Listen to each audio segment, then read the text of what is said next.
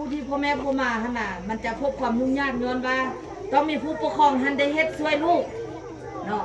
แต้มรูปก็ช่วยเดียวอ่านเรื่องปานปื้นก็ต้องมีผู้ปกครองช่วยฉะนั้นพ่อแม่บ่มาแล้วลูกแม่นเพิ่นสิช่วยลูกเฮาเนาะคันพ่อแม่บ่มานะและสมมุติว่าจำนวนหลายในครูก็ซอยก็บ่ได้มันหลายคนเด้แม่นบ่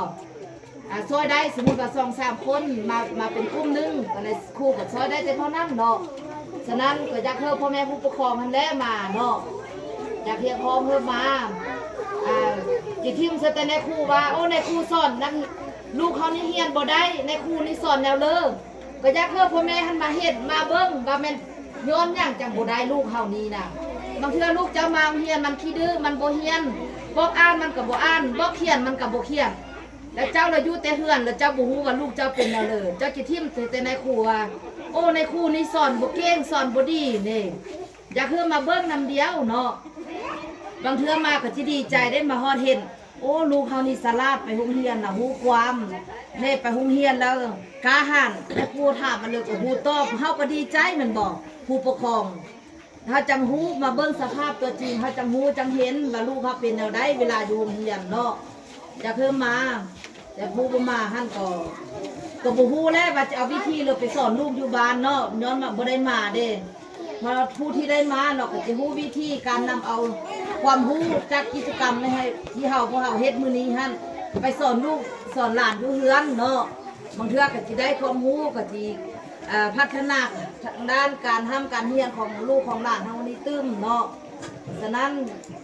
มื้อนี้แนวใดก็ย่าเนาะผู้บ่มาก็ดีผู้มาก็ดีขอให้พ่อแม่ผู้ปกครองหันเฮ็ดความร่วมมือเนาะเอาใจใส่สอนลูกเนาะติดตามลูกเบิ่งลูกเฮ็ดเวียกโทนลูกหั่นเพื่อสุดตกสุดปลายเนาะเพราะว่าเฮาจะได้เฮ็ดอยู่6มุมฉะนั้นเราก็สิสวยจังสิแล้วเนาะฉะนั้นก็ขอฝากความหวังไว้กับผู้ปกครองคิดว่าจะนำเอาความรู้จากกิจกรรมต่างๆเนาะไปสอนลูกสอนหลานอยู่บ้านอยู่เรือนให้มันเกิดดอกออกผลเนาะสันทานี้ก็บ่มีหยังเนาะขอให้ใส่ให้พรให้ที่ประชุมแล้วก็ผู้ปกครองน้องหลานนักเรียนทุกคนเนาะจงมีสุขภาพแข็งแรงแล้ว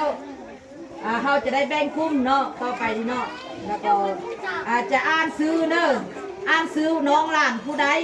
จะไปห้องไปมุมที่1เนาะถ้ายินเสียงคันยินลายซื้อ